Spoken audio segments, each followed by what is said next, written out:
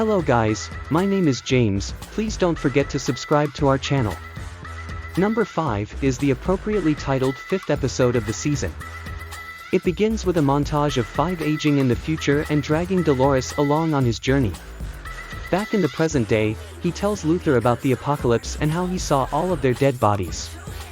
Diego blames 5 for Detective Patch's death and he tells the two brothers that his former employer is known as the Handler. In a flash forward, we see 5 accept the 5-year contract he's been offered. Luther judges him for being a hitman, but 5's concern is stopping the end of the world. The episode picks up with the other characters by showing Klaus in 1968. He makes his way back to the present day and 5 instantly knows that he's time traveled. He's upset when Klaus says he destroyed the case as he knows that Cha-Cha and Hazel plan to come looking for it. Klaus was only gone for about a year, but he's suffering from his time spent in the war. Allison tries to warn Vanya about Leonard again to no avail. However, we did see that he stole her meds and got rid of them.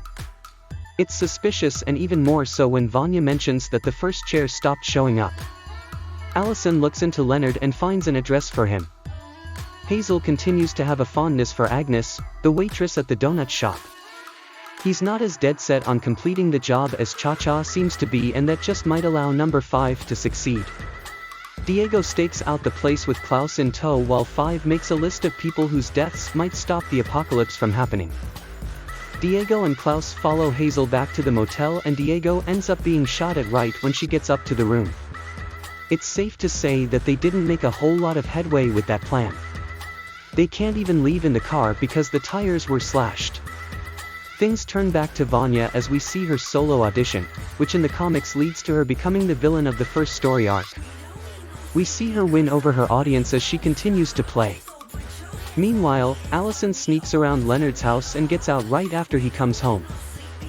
Luther and 5 meet up with Cha-Cha and Hazel.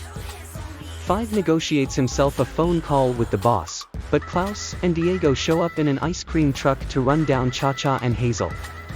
Time freezes, but 5 is able to move around because the Handler shows up. She offers 5 a new position and he continues negotiating in order to keep his family alive. Vanya's power comes out again when she's with Leonard after getting the first chair spot. It travels back to the house and the camera pans up to show Pogo finishing up his work on Grace. He and Grace have some sort of secret that the children can never know. A lot of suspicious things are going on as we hit the midway mark in the season, and it'll be interesting to see how they unravel during the remaining 5 episodes. Up until this point, 5 hasn't been very forthcoming, and now that he's disappeared again, we'll have to wait and see if the family is actually safe or not.